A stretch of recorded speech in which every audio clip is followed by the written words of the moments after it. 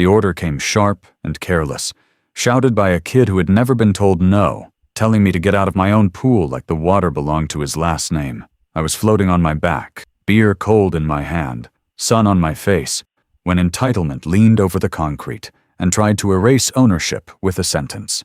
Expensive sneakers scraped stone, arms crossed, posture rehearsed, and the confidence in his voice said this had worked before. He didn't ask, didn't explain, didn't check, he commanded, because command was the only language he knew.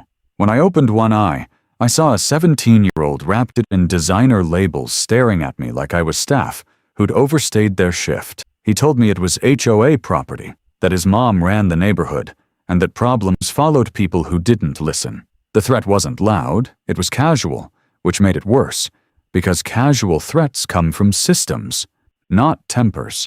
I didn't move, because moving would have meant agreeing that a lie spoken confidently becomes law. The water stayed still, my beer stayed cold, and the gap between his certainty and reality widened by the second. He smirked like this was already over, like compliance was just waiting for me to catch up. Before we move forward, drop a comment. Where are you watching from? That smirk told me everything about how this neighborhood really worked, because no kid learns that tone by accident. He wasn't improvising. He was repeating something he'd watched succeed 100 times before. When he said his mom ran this place, he didn't say it with pride. He said it with insurance. Names like hers weren't introductions here. They were warnings wrapped in familiarity. I almost laughed, not because it was funny, but because the audacity was so clean it bordered on impressive. I told him calmly that I wasn't leaving, that this was my pool, my property, my house, and that he was trespassing. For half a second, just long enough to notice, uncertainty flickered across his face. Then entitlement rushed back in to cover it, louder and sharper than before. He told me I was wrong, said his mom had shown him the maps, said this whole section belonged to the HOA. He leaned in like proximity itself could turn fiction into fact. I laughed then, a real laugh that echoed off the water, because the lie was built so poorly it didn't deserve anger yet. I told him I had the deed, the survey, the permits, and that the only person out of place was him. His face flushed, not with embarrassment, but with the rage of someone unused to resistance. He accused me of lying, raised his voice, and reached for his phone like it was a weapon he'd been trained to use. That phone wasn't for evidence. It was for intimidation, for documentation designed to humiliate later. He told me I was done, that his mom was going to destroy me, that I'd just made the worst mistake of my life. I told him I'd wait, and that was the first time his confidence cracked in a way he couldn't hide. 5 minutes later, the gate opened, and the real authority in his world arrived without bothering to knock. 6 months earlier, I'd chosen this neighborhood for the same reasons most people do. Quiet streets, clean lines, the illusion of order that comes with manicured lawns and uniform mailboxes. The move wasn't impulsive or desperate. It was calculated, a practical relocation tied to work, tied to stability, tied to the idea that after long weeks dealing with real problems, home could be simple. Willowbrook Estates marketed itself as peaceful, efficient, well-managed, the kind of place where nothing unexpected was supposed to happen, and that promise mattered to me more than aesthetics or status. The HOA packet alone should have been a warning. 47 pages of regulations written in language so dense it felt intentional, as if confusion itself was a form of compliance. I read it anyway, not skimming, not assuming, because experience had taught me that people who hide behind rules rely on others not reading them. Most of it was mundane, paint shades, fence heights, parking etiquette, the usual micromanagement disguised as community care. What stood out wasn't the content, it was the tone. Rigid, absolute, written as if disagreement itself was a violation. HOA Karen made sure to introduce herself before I'd even finished unpacking. Day 3, mid-morning, a knock at the door followed by a smile so precise it felt rehearsed. She stood there holding a basket of muffins like an offering, posture perfect, eyes sharp, already scanning behind me for something to correct. She welcomed me warmly, congratulated me on the move, then casually mentioned my moving truck had blocked a neighbor's driveway for 20 minutes the day before. The smile never moved as she explained parking regulations and citations, framing it as a friendly heads-up while establishing exactly who watched, who judged, and who punished.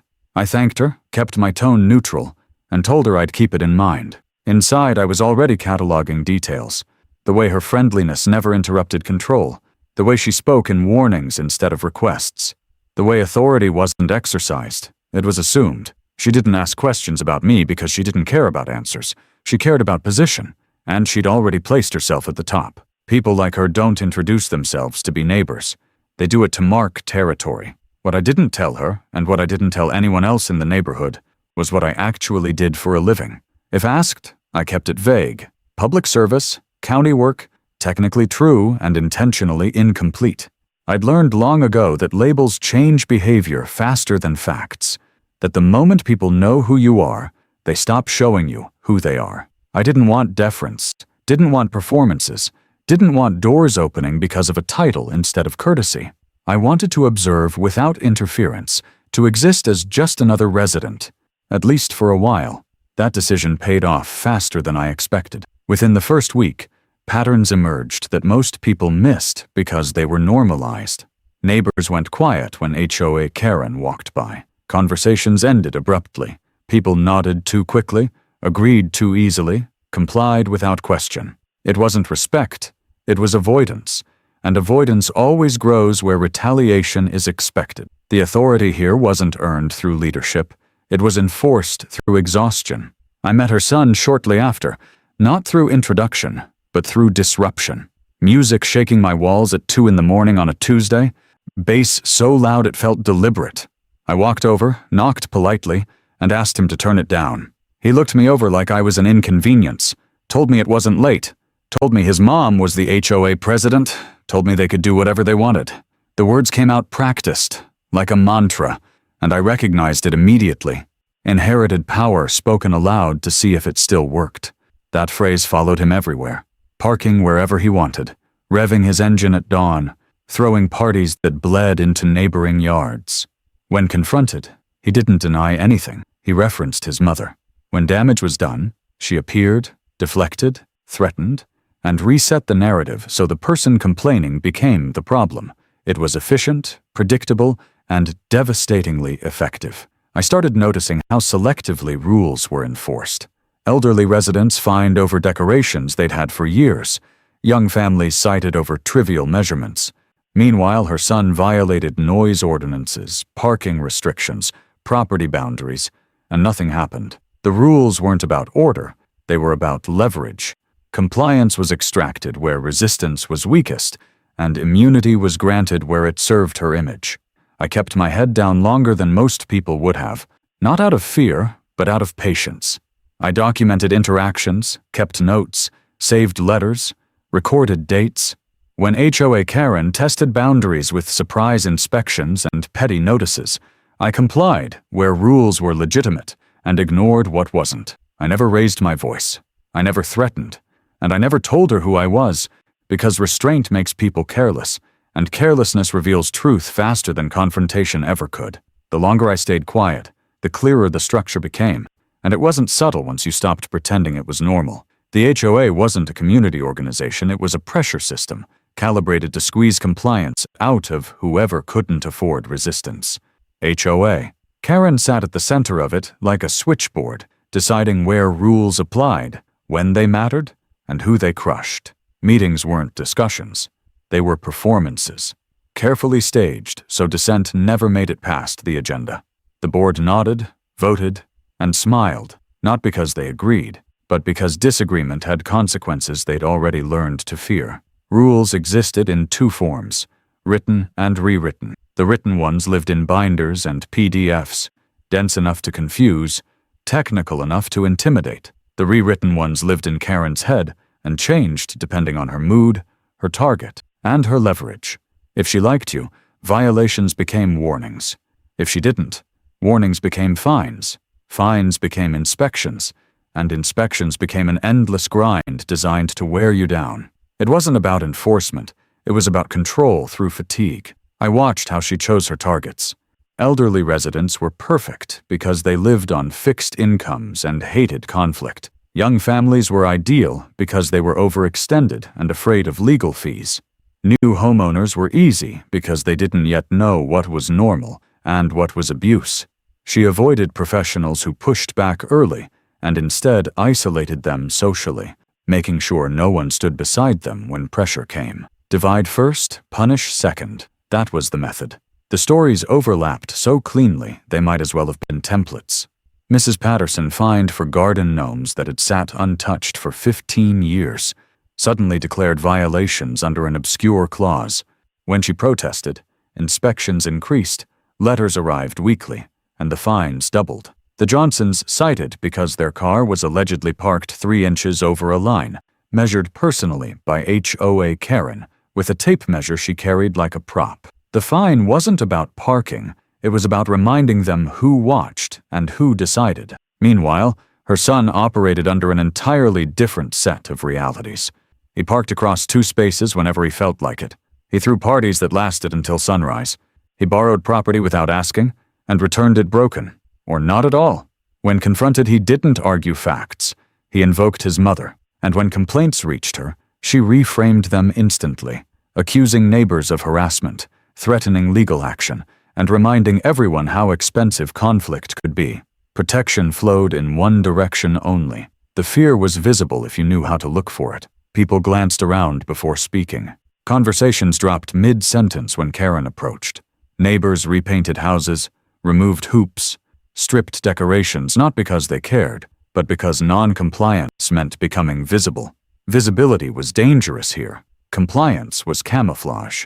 Over time, that kind of environment teaches people to police themselves harder than any rule book ever could. I stayed deliberately boring in her eyes, neither submissive nor confrontational, and that made me interesting in the wrong way. Surprise inspections started appearing without notice. Letters arrived about grass length measured down to fractions of an inch. Complaints surfaced about my truck being commercial in nature, despite meeting every written requirement. Each attempt was designed to provoke a reaction, because reaction justified escalation. I didn't give her one. I complied when rules were legitimate, ignored fabricated authority, and documented everything. That restraint frustrated her more than open defiance ever could have. People like HOA Karen don't need obedience. They need submission, and submission requires emotional response. My refusal to play either role marked me as a problem that needed solving. Pressure increased not because I was violating rules, but because I wasn't yielding psychologically. Her system wasn't built to handle neutrality. By the time her son ordered me out of my pool, the structure was already straining under its own weight. Abuse had become routine, threats had replaced governance, and fear had become policy. The only thing missing was exposure, and exposure doesn't announce itself until it's already too late to stop it. I didn't decide to dig deeper because I wanted revenge. I decided because patterns don't lie, and the patterns in this neighborhood were screaming. Every complaint traced back to the same source, every escalation followed the same arc, and every person who challenged it ended up isolated, fined, or exhausted into silence. That doesn't happen accidentally. That happens when someone understands leverage and uses it repeatedly until it feels like gravity instead of abuse. I started reviewing everything I'd documented, not as a neighbor anymore, but as someone trained to see where stories break under scrutiny. The first thing I did was reconstruct timelines. Not emotions, not opinions, just time and behavior. Dates of fines, dates of inspections, dates of complaints, dates of retaliation. The sequence was consistent enough to be mechanical. A resident questioned authority. A violation appeared within days, often unrelated, often subjective. If they paid quietly, the pressure stopped. If they pushed back, the pressure multiplied. That's not enforcement, that's conditioning. Then I started verifying claims independently. HOA. Karen loved citing documents, maps, clauses, and alleged board decisions, but she rarely provided originals. Only screenshots, summaries, or phone images shown quickly, and then withdrawn. When I compared those to county records, discrepancies jumped out immediately. Property boundaries didn't align. Lot numbers shifted. Designations that supposedly changed years ago had never been amended officially. It wasn't subtle once you knew what to compare. Neighbors began bringing things to me quietly once they realized I wasn't afraid to listen. Letters with inconsistent formatting, notices lacking required signatures, fines issued without recorded votes, threats referencing bylaws that didn't exist in the actual governing documents. Individually, each could be brushed off as a mistake. Together, they formed a picture of someone operating without real oversight, assuming no one would ever cross-check. The deeper I went, the clearer the motive became. Control wasn't enough. There was money involved. Special assessments appeared without proper notice. Late fees accumulated aggressively, often compounding faster than allowed. When residents paid under pressure, funds vanished into vague budget categories that never resolved into visible improvements. When they didn't pay, liens were threatened immediately, not as a last resort, but as a scare tactic. Fear was profitable here. I cross-referenced HOA financial summaries with bank records residents had access to as members. Totals didn't reconcile. Expenses repeated under different labels. Vendors listed with no physical presence. Payments made for work no one remembered seeing done. Every inconsistency pointed the same direction, toward someone confident no one would ever demand transparency. Meanwhile, her son's behavior stopped looking like entitlement and started looking like a shield. He acted with absolute certainty because he'd been taught that consequences didn't apply to him. Every act of trespass, vandalism, or intimidation tested boundaries, not for fun, but to confirm immunity. And every time nothing happened, that immunity solidified. When my property was damaged, I didn't confront immediately. I documented. When trash appeared, I logged timestamps. When tires were slashed, I pulled footage. When the pool was vandalized, I archived everything. Patterns don't need interpretation when they're visible frame by frame. By the time the emergency HOA meeting was announced, I wasn't walking into a hostile room unprepared. I was walking into a controlled environment with a full evidentiary record. Every accusation they planned to level had already been neutralized by facts. Every lie depended on the assumption that no one would call it. Proof doesn't shout, it waits. And when it finally speaks, it doesn't argue. It ends discussions. The community center didn't feel like a meeting room that night. It felt like a holding cell dressed up with folding chairs and bad lighting, the kind of place where people expect to watch someone get crushed and go home relieved it wasn't them. HOA Karen had engineered it that way on purpose. Emergency meetings were her theater, and she always cast herself as judge, jury, and executioner, with the board lined up like obedient props, who nodded on cue and never asked questions. I arrived early, not because I was nervous, but because I wanted to watch the room fill. Fear has a sound when it walks in. It's quieter than confidence, heavier than anger, and it settles into people's shoulders before they even sit down. I saw it on the faces of neighbors who avoided eye contact, couples who sat apart so they wouldn't be seen as aligned, and retirees who clutched paperwork like life vests. HOA Karen had trained them well. She entered last, of course, late enough to establish dominance, loud enough to announce ownership of the space. Her son followed close behind, phone already in hand, scanning for reactions, feeding on attention like it was oxygen. He smiled when he saw me, not because he was confident, but because he thought the outcome was already decided. That smile didn't know it was about to disappear. The meeting opened exactly how I expected. Formalities rushed. No real discussion. No acknowledgement of due process. HOA Karen launched straight into accusations with the certainty of someone who had never been challenged in public. She spoke about disruptive behavior, threats to community safety, and unauthorized use of HOA property. Each phrase delivered with practiced authority and zero supporting evidence. She didn't need evidence. She needed momentum. Her son followed, rehearsed, and smug, describing himself as a victim while carefully omitting everything he'd done on my property. He used words like aggressive, intimidating, hostile, because those words travel faster than facts. A few heads nodded. Fear is contagious when it's been cultivated long enough. That was when I stood up. Not dramatically, not angrily, slowly enough that the room had time to notice the silence forming around me. I didn't interrupt. I didn't raise my voice. I waited until HOA Karen finished speaking, because people who abuse power hang themselves when they're allowed to talk uninterrupted. I started with documents, deeds, surveys, county confirmations. I didn't argue, I presented. I didn't accuse, I clarified. Each claim she made collapsed quietly under verification. Property boundaries disproved, maps exposed as fabricated, allegations reduced to opinion with no legal standing. You could feel the shift when people realized this wasn't going the way it usually did. Then came the footage. Not edited, not framed, just time-stamped reality. Trespass, vandalism, destruction. Her son's face visible in every clip, his confidence draining frame by frame as the room watched the truth instead of his narration. HOA Karen tried to interrupt, but for the first time, no one backed her. Silence had switched sides. Neighbors began speaking without being called. One voice turned into two, then five, then a cascade she couldn't stop. Fines, threats, retaliation, fear, each story stripped another layer of authority from her until she was just a woman standing at a table, exposed and panicking. When I finally introduced myself properly, not as a neighbor but as the sheriff, the room didn't erupt. It froze. Shock doesn't always scream. Sometimes it just drains the color out of people's faces, H.O.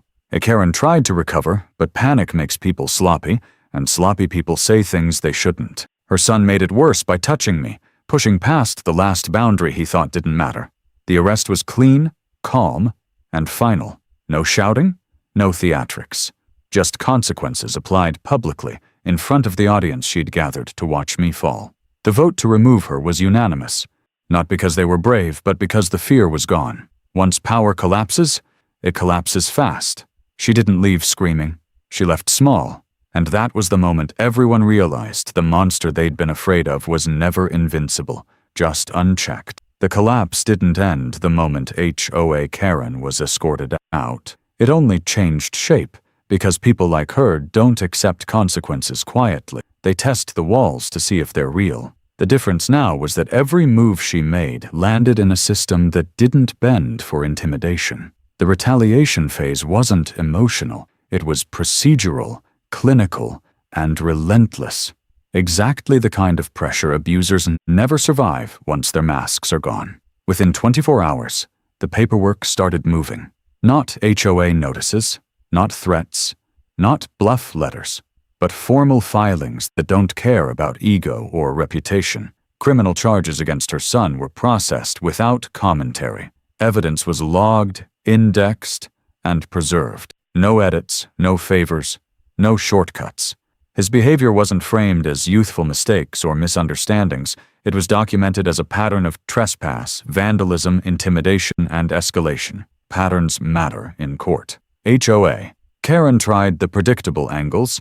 Lawyers first, loud ones, letters full of bold fonts and empty threats, accusations of entrapment, harassment, abuse of authority. None of it stuck because facts don't respond to volume. Every claim was answered with timestamps, footage, witnesses, and financial records.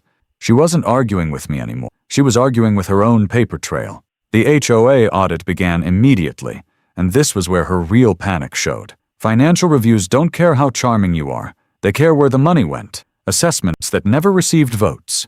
Fees deposited into accounts that weren't authorized. Vendors that existed only on paper. Expenses justified with phrases instead of receipts. What had looked like petty tyranny was now unmistakably fraud. Residents who had stayed silent for years suddenly found their voices once they realized retaliation no longer worked. Statements poured in, written, signed, consistent. Stories that matched timelines, amounts, and tactics. Fear dissolves quickly when people see consequences applied equally. Her son's court appearance stripped the last illusion of immunity. No special treatment, no deferential tone. Just a judge explaining, slowly and clearly, that wealth and entitlement don't replace accountability. Watching him shrink under consequences he'd never believed were real was uncomfortable, but necessary. Some lessons don't arrive gently. HOA. Karen tried one last maneuver, positioning herself as a victim of overreach, claiming she'd been targeted unfairly. It collapsed under scrutiny the same way everything else had, because victim narratives require innocence, and hers was gone. By the time civil actions followed, the outcome was already decided. Restitution replaced fines. Transparency replaced threats. Elections replaced decrees. The system corrected itself once the abuse was removed. Retaliation failed because it was never about revenge. It was about restoring balance. And systems designed to protect people don't negotiate with bullies once the facts are locked in. The neighborhood didn't celebrate when it was over. There were no banners, no speeches, no victory laps, because real relief doesn't make noise. It exhales. The streets looked the same. The houses stood where they always had, but the air had changed in a way you could feel without naming it. People walked slower. Doors stayed open longer. Conversations didn't stop when footsteps approached. Fear had been removed so quietly that some didn't realize it was gone until they noticed how light everything suddenly felt. HOA Karen didn't disappear in a blaze of scandal or public apology. She left the way power always leaves when it's stripped properly, reduced, ignored, and irrelevant. Her emails stopped coming. Her name stopped being spoken. The authority she'd built out of intimidation collapsed because no one needed to acknowledge it anymore. That's the part abusers never understand. Power doesn't die when it's challenged. It dies when it's no longer recognized. Her son finished his sentence without ceremony. Community service in the same streets where he once acted untouchable. No audience. No shortcuts. Just time and labor doing what entitlement never taught him. Humility through repetition. He didn't look angry anymore, just smaller, like someone who finally realized the world wasn't designed around him. The HOA restructured itself the way it should have from the beginning. Meetings became boring again, which is exactly what governance is supposed to be. Rules were clarified, fines became rare, and enforcement required consensus instead of mood. Transparency replaced threats. Accountability replaced fear. The neighborhood stopped bracing for impact every time someone with a clipboard walked by. As for me, I went back to being what I'd wanted to be when I moved in. Just another homeowner. The badge stayed off unless it was needed. The pool stayed open. The fence stayed quiet. No one asked me to fix things anymore, not because they were afraid, but because they didn't need protection from their own community. Every system that relies on fear eventually eats itself, because fear requires constant feeding, and the moment it's starved, it collapses inward. HOA Karen built an empire on intimidation and silence was exactly what ended her. Not shouting, not humiliation, just the quiet, permanent removal of influence. The last time I saw her name mentioned, it was on an old document someone found while cleaning out a filing cabinet. No one commented on it. No one reacted. It was just paper, outdated and meaningless. HOA Karen went silent.